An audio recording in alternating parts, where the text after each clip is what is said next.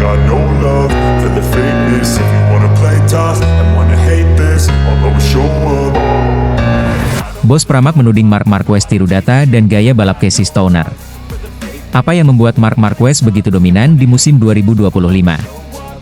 Bukan hanya motornya, bukan semata karena fisiknya yang pulih sepenuhnya, tapi karena ada sesuatu yang lebih dalam, filosofi balap yang ia tiru dari sang legenda, Casey Stoner. Bos tim Prima Pramac Racing, Paolo Campinotti, baru-baru ini melontarkan pandangan tajam yang membuat banyak orang terhenyak. Ia menyebut bahwa dominasi Marc Marquez musim ini tak bisa dilepaskan dari pengaruh besar Casey Stoner, legenda Ducati yang dikenal karena kecepatan luar biasa dan keberaniannya di atas motor. Saya melihat dokumenter saat Stoner masih di kelas 250cc, ujar Campinotti dengan nada serius. Dia jatuh, bangkit, melesat, jatuh lagi. Tapi ia tidak pernah menyalahkan motornya.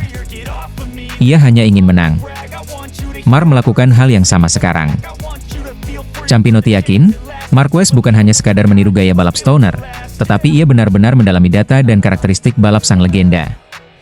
Dalam pandangannya, Marquez telah menjelma menjadi Stoner Junior, seseorang yang tak peduli seberapa sulit atau agresif motornya, selama ia bisa menjinakkannya dan meraih kemenangan.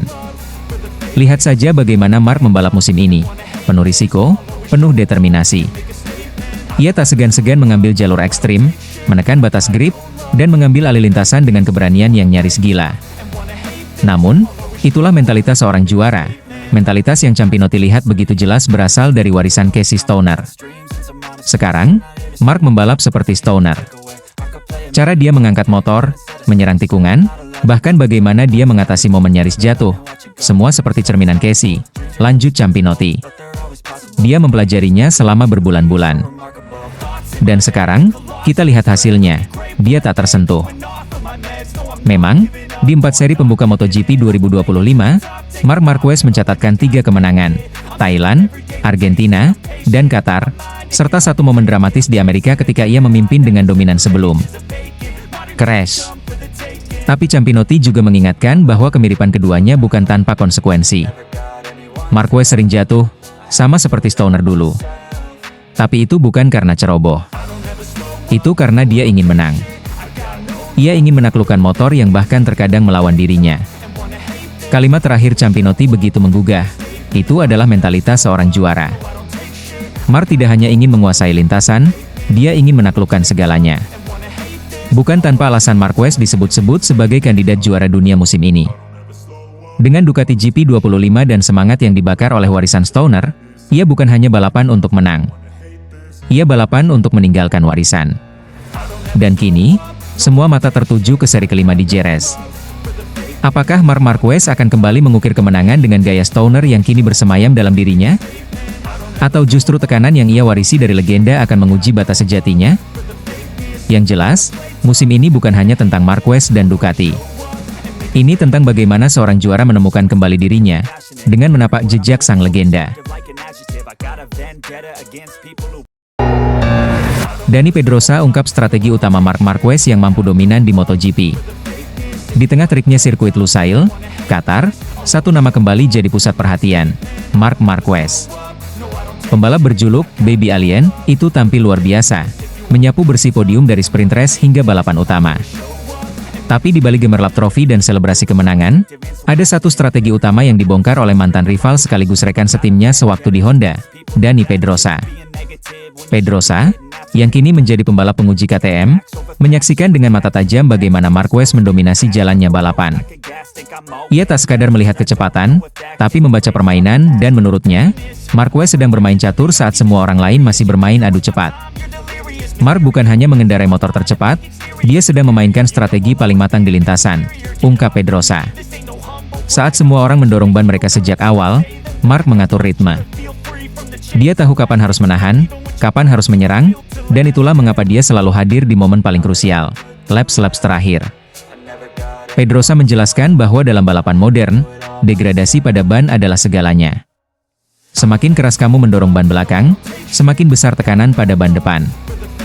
Akibatnya, ban depan cepat habis, cengkeraman hilang, dan kamu kehilangan kendali, jelasnya. Tapi Marc tahu batasannya. Dia menjaga kestabilan motor, menjaga kompon tetap dalam suhu ideal, dan hanya membuka gas penuh saat lawan-lawannya mulai melemah. Hal yang menarik, Marquez melakukan semua itu tanpa membagi strategi dengan pembalap Ducati lainnya, bahkan dengan rekan setimnya sendiri, Francesco Bagnaia.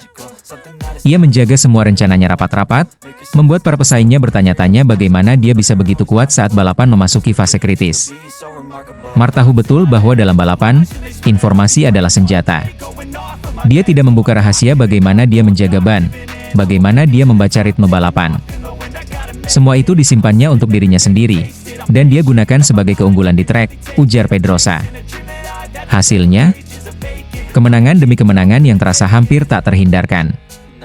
Meskipun jalan menuju kemenangan di Qatar tidak mudah, dengan tekanan dari para rival dan kondisi lintasan yang menantang, Marquez tetap tenang. Dia bukan hanya cepat, tapi juga cerdas. Kombinasi itu yang membuatnya nyaris tak terbendung. Dengan cara ini, Pedrosa percaya bahwa Marc Marquez sedang menunjukkan kepada dunia bahwa dia bukan hanya kembali, dia sudah berkembang. Dia tak lagi hanya mengandalkan keberanian dan gaya agresif seperti dulu. Dia kini pembalap yang matang, penuh perhitungan, dan tahu kapan harus menyerang dan kapan harus menunggu. Kini, semua mata tertuju pada seri berikutnya di Jerez, Spanyol. Tapi satu hal sudah jelas, Marc Marquez bukan hanya kembali ke puncak. Dia sudah menjelma jadi pembalap yang hampir sempurna, dan semua itu dimulai dari pemahaman kecil tentang ban, waktu, dan strategi. Hal-hal yang mungkin luput dari banyak mata, tapi tidak dari Dani. Pedrosa. Pedro Acosta tegaskan sindiran ke Marc Marquez. Dunia MotoGP kembali dihangatkan oleh kisah yang mencuri perhatian, bukan di lintasan, melainkan dari sebuah panggung talk show di Spanyol. Pedro Acosta, sang fenomena muda dari masa Ron, tiba-tiba menjadi sasaran kritik pedas dan cercaan para penggemar Marc Marquez. Penyebabnya? Sebuah candaan yang dianggap menghina. Saat hadir dalam acara komedi La Resistencia bersama David Brong-Ano, Acosta diberi pertanyaan soal hubungannya dengan pembalap lain. Ketika nama Marc Marquez disebut, Acosta secara spontan menjawab, "Siapa?" Jawaban singkat yang mengundang tawa di studio, namun menimbulkan badai besar di luar sana. Bagi banyak orang, ucapan itu terdengar seperti sebuah pelecehan. Bagaimana mungkin seorang Rocky, yang bahkan belum genap semusim berlaga di kelas Premier, bisa meremehkan nama sebesar Marc Marquez, sosok dengan 8 gelar juara dunia dan julukan Baby Alien? Dunia maya meledak. Kolom komentar Acosta dipenuhi sindiran, cacian, bahkan tudingan bahwa ia tak tahu diri. Namun, Pedro Acosta tidak diam. Baru-baru ini, ia akhirnya angkat suara dan memberikan klarifikasi yang jujur serta menyentuh. Itu bukan niatku. Semua terlalu dibesar-besarkan. Pertunjukan itu adalah acara komedi, bukan forum serius. Tapi banyak orang salah paham, ujar Acosta dengan nada getir. Ia menjelaskan bahwa jawabannya hanyalah bagian dari candaan, bukan sebuah serangan personal. Dalam suasana santai dan penuh gelak tawa, ia hanya ingin menyesuaikan diri dengan format acara yang penuh humor. Tapi candaan itu berubah menjadi bumerang, menyeretnya ke pusaran kontroversi yang tak pernah ia bayangkan. Saat kau berada di dunia ini, kau harus tahu kapan sesuatu itu serius atau tidak. Sayangnya, komentar itu ditafsirkan berbeda dan menjadi bola salju yang menggelinding liar, lanjutnya. Namun di balik klarifikasinya, Acosta menunjukkan kebesaran hati dan rasa hormat yang dalam kepada rivalnya itu. Dengan tulus, ia memuji Marc Marquez sebagai sosok luar biasa yang telah menjadi simbol dominasi di MotoGP. Aku ingin mengalahkannya, tentu. Tapi lebih dari itu, aku juga ingin dikalahkan olehnya.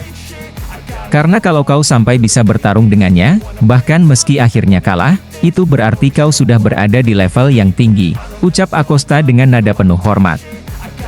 Itulah sisi lain dari Pedro Acosta yang jarang terlihat.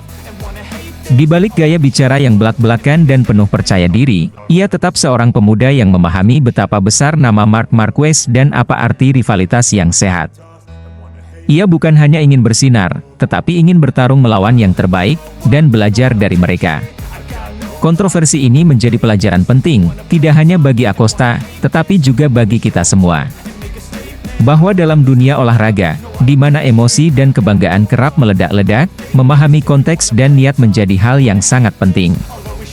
Dan bahwa, seorang juara bukan hanya dinilai dari gelar, tapi juga dari kerendahan hati untuk mengakui kehebatan rivalnya. MotoGP bukan hanya soal adu kecepatan, tapi juga soal adu mental, adu kematangan, dan bagaimana kita merespons tekanan. Dalam kasus ini, Acosta mungkin sempat tergelincir oleh kata-kata, namun ia berhasil bangkit dengan penjelasan yang menunjukkan kedewasaan luar biasa untuk usianya yang masih sangat muda.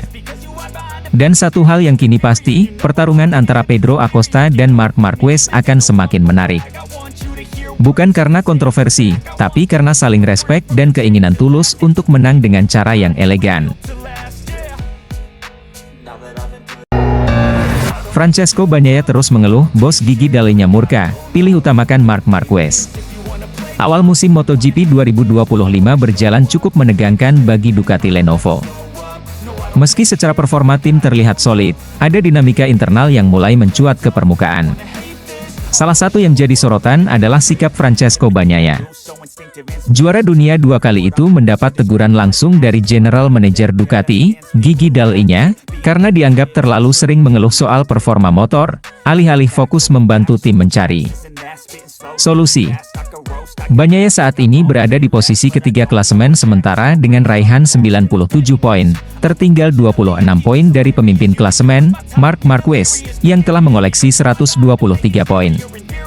Sejauh ini, dari 4 balapan pembuka musim, Pecco baru sekali meraih kemenangan, yaitu di Amerika Serikat saat Marquez terjatuh. Sisanya, ia harus puas berada di belakang The Baby Alien yang tampil dominan.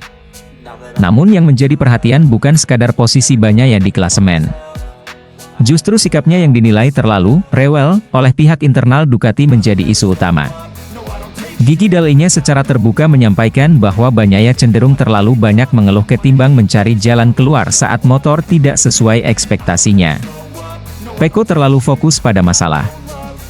Dia bukan pembalap yang suka beradaptasi ketika motornya tak sesuai dengan gaya balapnya. Dia cenderung meminta penyesuaian terus-menerus, kata Dall'Igna dalam wawancaranya dengan Crash. Padahal, kami di tim bertugas memberikan motor terbaik. Tapi jika tiap akhir pekan hanya berkutat pada pengaturan yang kurang cocok, ini malah menghambat proses perkembangan. Pecco harus belajar untuk tidak terpaku pada kendala, melainkan belajar mengelolanya, sambungnya. Masalah seperti keseimbangan motor hingga kapasitas tangki bahan bakar memang sempat menjadi perbincangan di garasi Ducati. Tapi bagi Dall'Igna, seorang pembalap dengan gelar juara dunia 2 kali seharusnya mampu memaksimalkan apa yang ada, bukan terus-menerus menuntut kesempurnaan. Dia seorang juara dunia, dan seorang juara harus bisa menang bukan hanya ketika semuanya ideal, tapi saat kondisi tidak sempurna pun dia tetap bisa bersinar. Pecco harus ingat itu, tegas Dall'Igna. Ucapan ini pun seperti ingin menyindir secara halus bagaimana Marc Marquez, rekan satu tim Bagnaia, berhasil menunjukkan pendekatan berbeda. Marquez lebih tenang, lebih analitis, dan tidak banyak mengeluh. Meski mengendarai motor yang sama, Marquez mampu mengidentifikasi potensi Ducati dan mengoptimalkannya di lintasan. Hasilnya, 3 kemenangan dari 4 seri, dan posisi puncak klasemen dunia. Dall'Igna pun berharap Pecco bisa mencontoh pendekatan ini. Bukan berarti Ducati tak akan mendengarkan keluhan sang pembalap, tapi mereka ingin sang juara dunia belajar untuk lebih tangguh, lebih dewasa, dan lebih adaptif menghadapi tekanan. Motor ini punya banyak kelebihan. Jika ada kekurangan, jangan jadikan alasan untuk berhenti berjuang. Justru itu kesempatan untuk membuktikan kalau kamu memang pembalap besar, tutupnya. Teguran ini bisa menjadi titik balik bagi Bagnaia. Musim masih panjang, peluangnya untuk mengejar gelar juara masih terbuka lebar. Tapi semua akan bergantung pada bagaimana ia merespons kritik ini, tetap dengan keluhan, atau beralih pada tindakan nyata sebagai seorang juara sejati.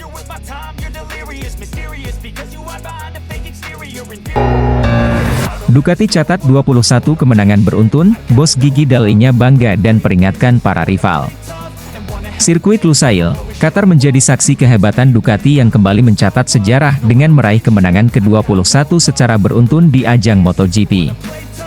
Hasil ini diraih lewat performa luar biasa dari Marc Marquez, yang sukses menjuarai MotoGP Qatar 2025 dan memperkuat dominasinya di awal musim ini. Namun, di balik euforia kemenangan tersebut, General Manager Ducati Corse, Gigi Dall'Igna, memberikan peringatan tegas kepada para rival.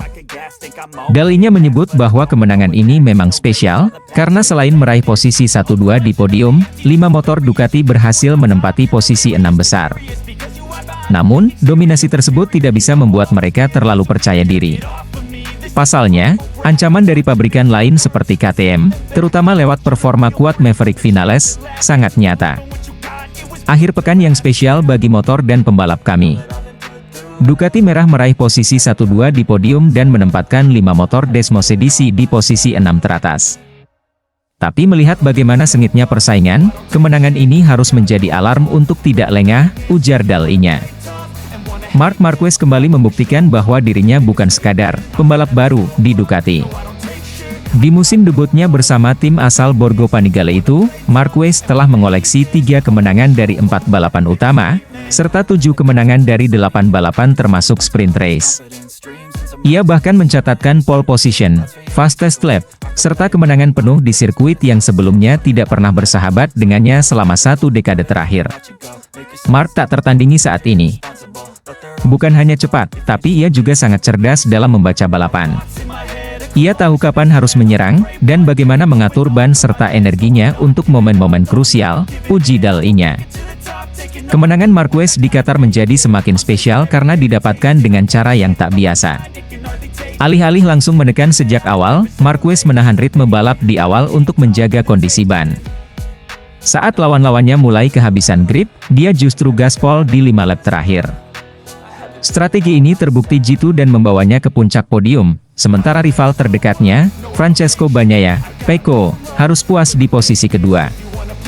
Meski kalah dari Marquez, Dall'Igna tetap memberikan apresiasi tinggi kepada Pecco. Start dari posisi ke-11 bukanlah hal mudah. Namun Pecco mampu menyalip 8 pembalap dan bertarung keras untuk naik podium, meskipun harus mengorbankan banyak grip pada bannya selama pertarungan sengit itu. Hasil Pecco sangat layak dihargai. Dari posisi ke-11 ke posisi kedua bukan hal yang mudah. Tapi perjuangannya menunjukkan mental juara. Kami hanya perlu memperbaiki beberapa hal untuk membuatnya lebih konsisten, tambah Dall'Igna. Namun, Dall'Igna juga mengingatkan bahwa dominasi tidak akan bertahan lama jika Ducati tidak terus berbenah. Persaingan semakin ketat, dan pabrikan seperti KTM atau Aprilia siap menyalip kapan saja. Maka, meski 21 kemenangan beruntun adalah pencapaian luar biasa, Ducati tak bisa puas begitu saja. Dengan klasemen sementara saat ini, Marc Marquez memimpin dengan 123 poin, disusul Alex Marquez, 106 poin, dan Pecco Bagnaia, 97 poin. Dominasi Ducati memang nyata, tapi tantangan untuk mempertahankannya baru saja dimulai. Kemenangan Marc Marquez di Qatar adalah bukti bahwa strategi bisa lebih tajam dari kecepatan. Begitu kata legenda MotoGP, Casey Stoner, saat dimintai tanggapan usai menyaksikan aksi ciamik ke Baby Alien di sirkuit Lusail. Dalam dunia balap di mana 1 detik bisa menentukan segalanya, Marquez membuktikan bahwa ketenangan dan kecerdasan strategi bisa jadi senjata paling mematikan. Kemenangan yang ia raih bukan hanya karena kecepatan semata, melainkan hasil dari rencana matang yang membuat lawan-lawannya kehabisan opsi. Menariknya, kemenangan ini tak lepas dari pujian Stoner yang melihat kejeniusan Marquez dalam menciptakan ritme balapan yang ia kendalikan sendiri. MotoGP Qatar 2025 menjadi saksi kecerdikan Marc Marquez mengatur balapan. Meski sirkuit Lusail dikenal sebagai trek yang menantang, Marquez tampil sangat tenang sejak lampu start padam. Tak seperti biasanya yang langsung tancap gas, pembalap Ducati Lenovo ini justru sengaja memperlambat laju di awal lap. Strategi itu ternyata bukan karena kesulitan, melainkan taktik untuk menciptakan kepadatan di grup depan. Dengan kondisi tersebut, Marquez berhasil menjebak lawan-lawannya dalam pertarungan berkelanjutan yang secara perlahan menguras ban dan energi mereka. Saya akan bicara jujur, semuanya tergantung pada strategi pembalap tercepat di lintasan, ujar Marquez dikutip dari Crash. Jika pembalap tercepat menghentikan laju balapan di awal, maka kita akan punya grup yang besar. Seperti kemarin saat saya pacu dari awal, jarak pembalap jadi renggang. Hari ini saya sengaja melambat di laps pertama untuk membentuk kelompok besar di belakang. Itu memang bagian dari strategi saya. Hasilnya, strategi tersebut bekerja dengan sempurna. Maverick Vinales, Francesco Bagnaia, dan Franco Morbidelli yang jadi rival terdekatnya, terpaksa terlibat dalam duel intens. Alhasil, ban mereka lebih cepat aus. Sementara itu, Marquez dengan cermat menjaga kompon ban, lalu mulai menekan saat 5 lap terakhir. Seperti biasa, ritmenya naik drastis dan membuatnya tak terkejar.